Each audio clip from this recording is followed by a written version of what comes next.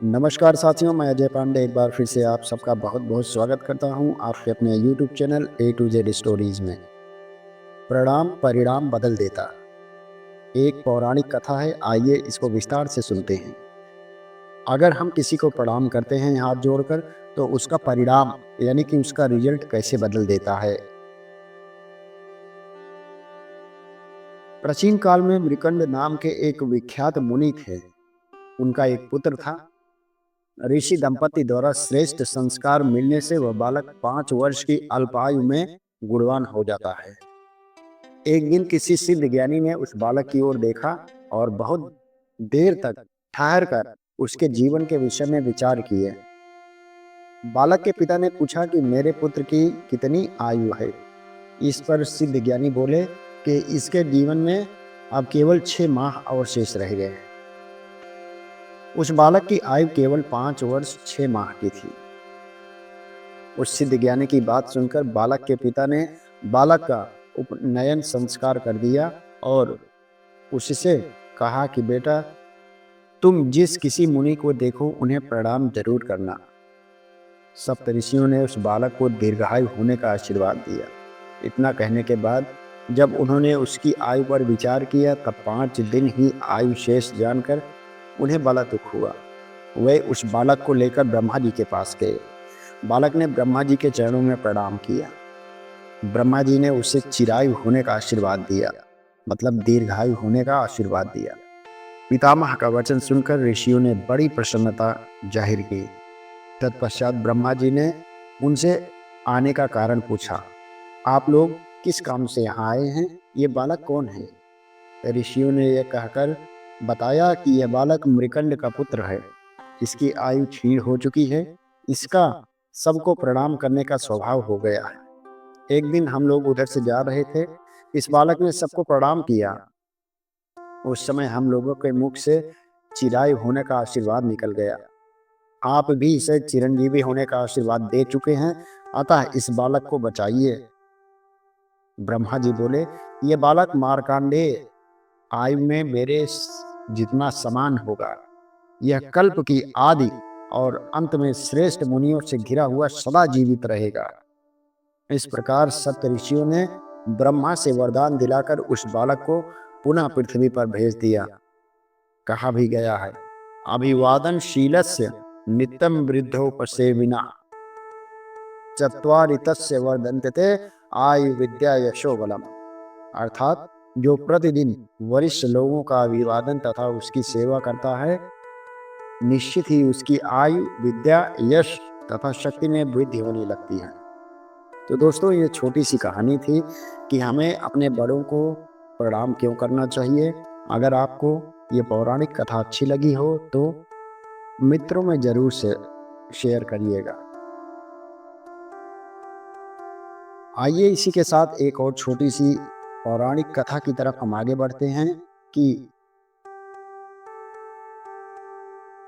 हमें जो है सूर्यास्त के समय घर में झाड़ू क्यों नहीं लगाना चाहिए। घर से संबंधित छोटा सा वीडियो आपके समक्ष और पेश करना चाहूँगा। जहाँ हम संस्कारों की बात कर रहे हैं, वहाँ एक संस्कार ये भी आता है, साफ सफाई और झाड़ू जो है सूर्यास्त के समय हमें क्यों नहीं लगानी चाहिए। झाड़ू घर की गंदगी साफ करने के काम तो आती ही है, इसके साथ ही ये घर में व्याप्त नकारात्मक ऊर्जा को भी घर से दूर करती है। शास्त्रों में झाड़ू को देवी का स्वरूप माना गया है, अतः किसी भी प्रकार से इसका अनादर नहीं होना चाहिए। झाड़ू से जुड़ी कुछ खास बातें जिसको ध्यान में रखना आवश्यक होता है। यदि घर में झाड़ू सबके सामने रखी जाती है तो कई बार अन्य लोगों के पैर उस पर लग जाते हैं, जो कि बहुत ही अशुभ है। घर की महिलाएं विशेष रूप से ध्यान रखें। इस वीडियो के माध्यम से मैं उनको बताना चाहता हूं कि झाड़ू कहीं छुपा के रखना चाहिए। और हाँ, कभी पैर में जूते चप्पल से झाड़ू में टच नहीं होना चाहिए। घर में यदि झाड़ू सबके सामने रखी जाती है तो कई बार अन्य लोगों के पैर उस पर टच कर जाते हैं, जो कि अशुभ है। इसी वजह से झाड़ू को किसी स्थान पर छिपा कर रखनी चाहिए। झाड़ू को दरवाजे के पीछे रखना काफी शुभ माना गया है। झाड़ू को कभी भी खड़ी करके नहीं रखना चाहिए, यह अपशकुन माना गया है। गृह प्रवेश के समय नई झाड़ू लेकर ही घर के अंदर जाना चाहिए। यह शुभ शगुन माना गया है।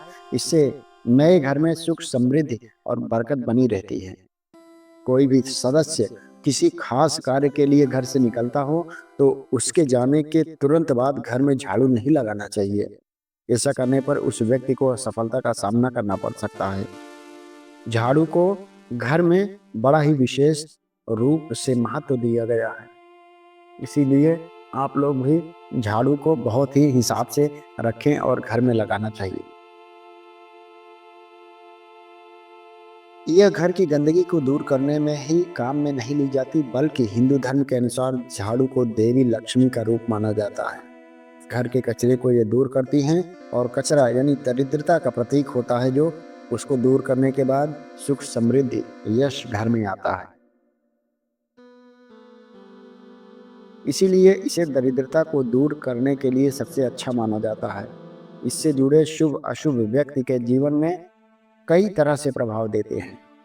वास्तुशास्त्र में भी इसी बात का उल्लेख मिलता है कि यह घर की परेशानियों को दूर करने में मददगार होती है। झाड़ू से ऐसे ही जुड़ी कुछ मान्यताएं हैं जिनका सीधा संबंध हमारे जीवन से होता है। आइए वो भी जान लेते हैं। झाड़ू को हमारे ग्रंथों में लक्ष्मी का रूप माना जाता है।